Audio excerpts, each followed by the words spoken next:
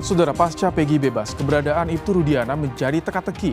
Hingga kemarin Ibtu Rudiana dilaporkan ke Barreskrim Polri oleh terpidana kasus pembunuhan Vina dan Eki atas dugaan penganiayaan dan keterangan palsu. Hari ini, jurnalis Kompas TV Muhammad Syahri Romdon kembali mencoba menemui Rudiana untuk mengonfirmasi sejumlah informasi untuk kesekian kalinya. Walaupun sudah terjadi 8 tahun yang lalu ya, 2016, namun tentunya kami memiliki kewajiban untuk melakukan pendalaman.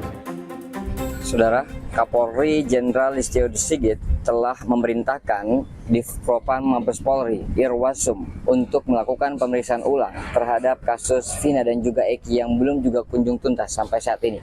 Kapolri berjanji akan melakukan penanganan kasus ini secara transparan dan akan memberikan informasi lebih lanjut. Hari ini kami akan melakukan penelusuran kali kesekiannya untuk berusaha menemui Ibtu Rudiana di Polsek Kapetakan, tempat di mana Ibtu Rudiana bertugas. Iya, dari kemarinan coba untuk nyari Pak Rudiana tuh. Pegel, Pak. Pegel kenapa, Pak? Iya, tanyain terus ya? Iya, jawabnya gimana? Iya.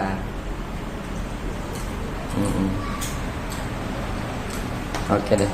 Ya udah Pak, kita izin ngambil gambar aja biasa. Di luar, Pak? Iya. Ya.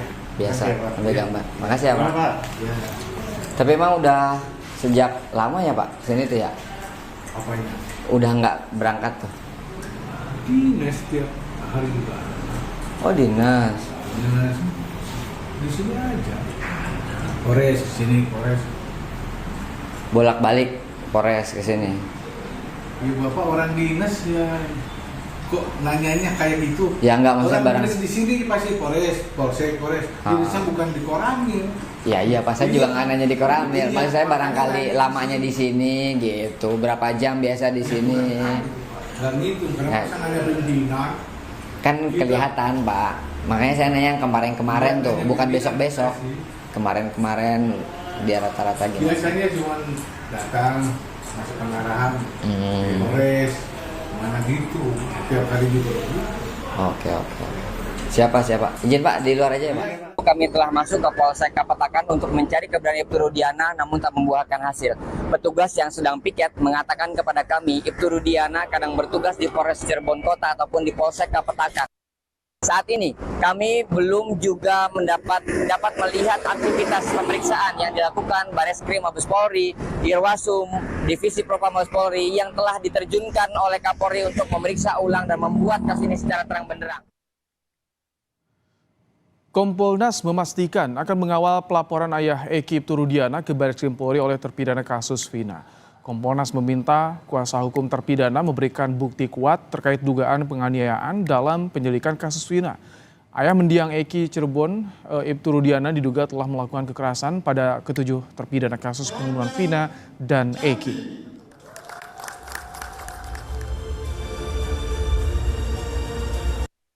Saksinya siapa menjadi penting, buktinya apa juga menjadi penting. Kalau bicara penganiayaan tentunya bicara tentang visum, kemudian mungkin ada foto dan sebagainya. Kami akan kawal terus kasus ini.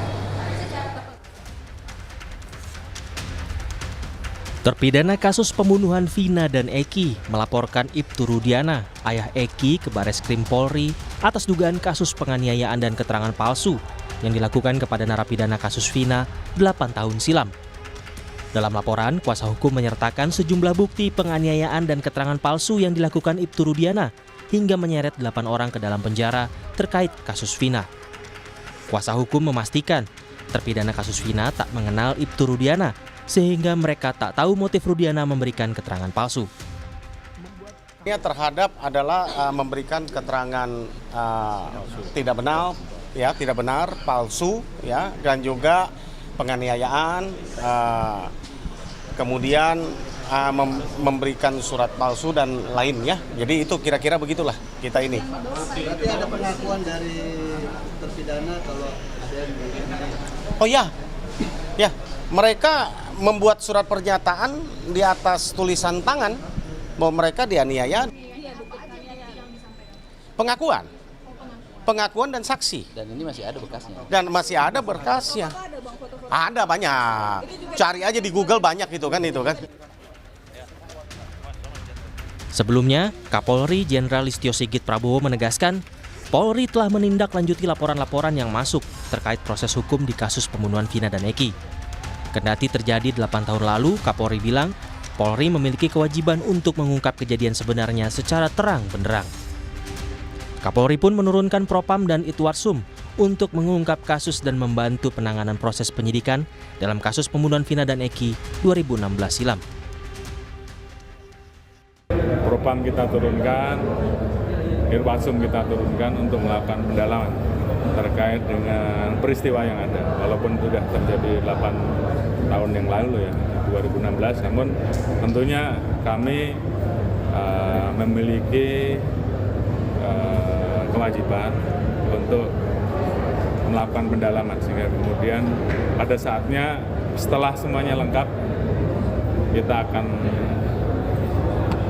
sampaikan kepada masyarakat secara transparan tentang fakta-fakta yang kita temukan. Mungkin itu.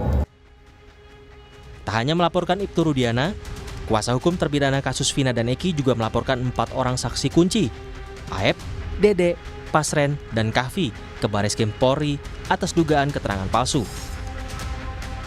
Aep dan Dede menjadi saksi yang memberikan informasi kepada Ibtu Rudiana soal pelaku yang membunuh Vina dan Eki. Sementara Ketua RT Pasren dan anaknya Kahfi menyangkal keberadaan 7 terpidana di rumahnya pada malam pembunuhan Vina dan Eki. Tim Liputan, Kompas TV.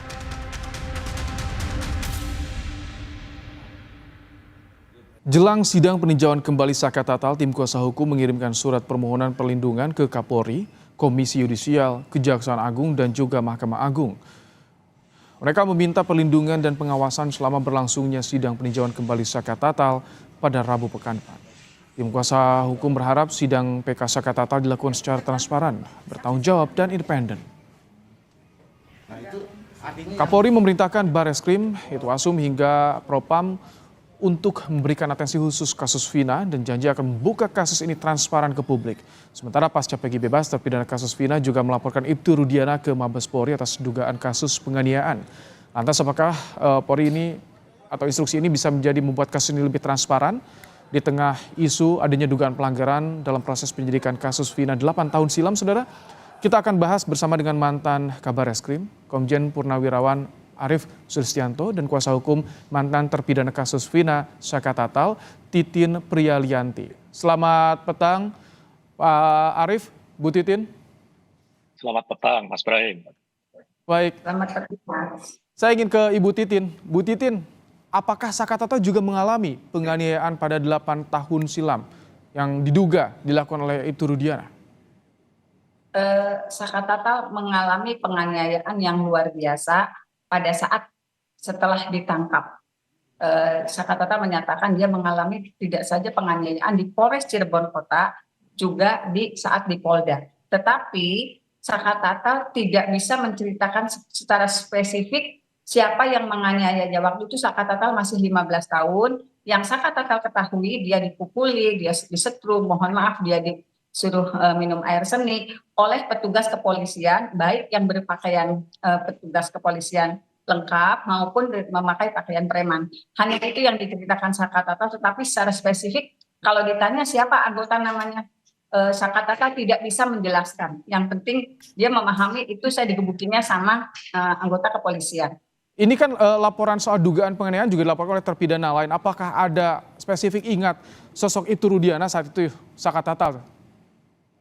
Saka Tatal mengetahui namanya Bapak Rudiana ketika hadir di persidangan. Tetapi secara spesifik misalnya wajahnya seperti apa, kalau waktu itu Saka Tatal, kamu nggak bisa ingat siapa yang mukulin. Saya kan nahan sakit yang luar biasa, Bu. Saya ngertinya yang mukulin hanya anggota kepolisian, hanya polisi, baik pakai baju seragam maupun enggak gitu. Jadi secara spesifik Saka Tatal tidak bisa mengingat siapa yang memukulinya. Tetapi berada di lingkungan Polres Cirebon Kota maupun di Polda Jabar.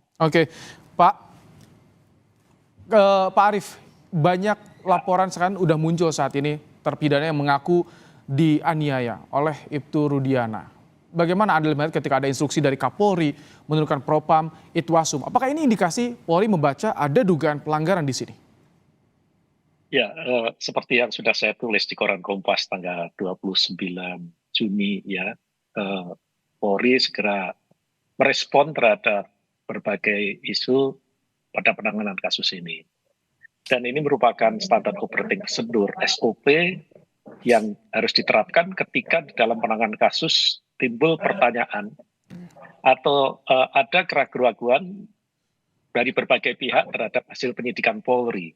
Nah, ini Pak Kapolri sudah memerintahkan dilakukan pemeriksaan turun Bareskrim, Irwasum, dan Propam. Ini merupakan satu perkembangan yang sangat baik. Tentu tujuannya adalah untuk melakukan pemeriksaan, penelitian, dan pengkajian terhadap semua proses yang sudah dilakukan. Akan ada dua kemungkinan, proper dan improper. Kalau proper berarti semuanya benar, ya ada masalah. Tapi kan masih dipertanyakan ini. Kemungkinan kedua adalah tidak proper atau tidak banyak kesalahan. Nah itu nanti akan dikualifikasi kesalahannya itu kesalahan apa? Administrasi, kesalahan prosedur. Kalau improper implikasinya bagaimana? Apakah pada status hukum terpidana saat ini atau seperti apa Pak Arief? Ya seperti yang terjadi pada Peggy, dilakukan pra-peradilan ternyata salah prosedur. Kemudian kalau ternyata dugaan-dugaan yang selama ini dilontarkan, terjadi tindakan kekerasan di dalam pemeriksaan. Ini kan merupakan satu tindakan yang tidak boleh terjadi di dalam proses penyidikan. Oke. Ya. Ini kalau improper ini soal ke penyidik apakah bisa tiga tadi? Itwasum, Propam, Bareskrim beriringan? Ya, di dalam pelaksanaan tugas kepolisian itu ada 3 tindakan. Pertama, masalah manajemen. Itu nanti tanggung jawab dari Itwasum. Kemudian masalah kode etik, disiplin, tanggung jawab dari Propam. Dan apabila ada pelanggaran pidana, termasuk diantaranya penerapan prosedur teknis, taktis penyidikan, dan penerapan pasal, itu tanggung jawab Bareskrim. Nah, dari 3 unsur ini nanti akan melakukan kajian dan dianalisis. Apa saja bentuk pelanggaran yang ditemukan. Kalau itu kode etik dan disiplin, maka tanggung jawab nanti akan ditindaklanjuti dengan sidang kode etik dan disiplin oleh Propam. Kalau itu ada pidana, pelanggaran pidana di dalam proses pemeriksaan, maka akan ditindaklanjuti penyidikan oleh Bareskrim. Begitu, Mas Ibrahim. Bu Titin, kalau misalkan saat ini tengah dicari dugaan pelanggaran, apakah itu etik, pidana dalam proses penyidikan yang terjadi 8 tahun lalu, bukti apa saja yang saat ini dikantongi oleh kuasa hukum yang bisa menguatkan dugaan ini, Bu Titin? Sebetulnya tanpa memberikan bukti secara ini kan jelas Mas dari BAP. Kalau misalnya yang dilaporkan kan Bapak Rudiana. Bapak Rudiana walaupun yang disebut Bapak Rudiana tetapi jabatannya sebagai Kanit Narkoba itu kan melekat Mas. Kalau misalnya Bapak Rudiana yang melaporkan dan tertuang dalam BAP tanggal 31 Agustus 2016 pukul 18.30 atau 1,5 jam setelah Aibtu Rudiana melakukan penangkapan, sebetulnya kalau misalnya masyarakat biasa bisa nggak melakukan hal itu, Mas? Kalau misalnya Bapak Rudiana itu bukan Kanit Narkoba, tidak akan mampu sebagai masyarakat biasa, tentu saja tidak akan bisa melaporkan di dalam BAP, tertuang dalam BAP 1,5 jam setelah melakukan penangkapan dengan rincian bagaimana peristiwanya, siapa orang-orang yang dianggap melakukan pembunuhan dan pemerkosaan, itu kan jelas betul rinciannya, ditusuk dan sebagainya. Kemudian sudah juga melahirkan 4 DPO. Sejak awal, walaupun tanpa memberikan bukti, tetap saja dalam BAP itu sudah ada rekayasa, Mas. Dari mana Bapak Rudiana, misalnya yang orang sipil, mengetahui ada 4 DPO, sementara para pelakunya sendiri belum di BAP. Karena pelaku di BAP pada tanggal 31 Agustus 2016 pukul 20.20 atau 2 jam setelah Bapak Rudiana Kalaupun itu orang sipil sudah melakukan BAP, sudah tertuang dalam BAP, sudah tahu peristiwanya, sudah tahu DPO-nya. Jadi sebetulnya yang paling paham siapa DPO-nya, siapa pelakunya itu Bapak Rudiana, bukan para pelaku yang pada akhirnya ditangkap tanpa surat penangkapan oleh Bapak Aibtu Rudiana waktu itu, Mas. Baik, ini dari BAP pelapor tapi juga bisa tahu bagaimana detail kasusnya. Pak Arief, kalau dengan catatan seperti ini yang Anda tangkap, ini sudah jelas sebuah pelanggaran atau seperti apa, Pak Arief? Ya, saya tidak menanggapi apa yang disampaikan oleh Bu Titin ya. Saya mempelajari berkas putusan dari pengadilan. Jadi saya teliti betul berkas-berkas, saya baca dari awal kejadian sampai dengan putusan hakim. Jadi kejadian itu kan tanggal 27 Agustus, jam 22.00 dilaporkan ke Polsek. Rudiana pun tidak tahu akan kejadian itu. Dia ditelepon bahwa anaknya yang namanya Eki meninggal dunia, sudah di rumah sakit. Akhirnya dia datang ke rumah sakit dan melihat kondisi anaknya dalam keadaan parah. Ada yang patah tangan, patah kaki, kepalanya bonyok. Kemudian dia melihat sepeda motornya. Pada waktu itu dilaporkan, disampaikan bahwa ini kecelakaan tunggal. Oke. Melihat sepeda motornya dalam keadaan utuh. Ingat, Rudiana ini adalah seorang bapak yang anaknya dalam kondisi seperti itu. Kebetulan juga dia seorang polisi. Timbul kecurigaan. Akhirnya dia mencari informasi. Setelah anaknya dikebumin cari informasi.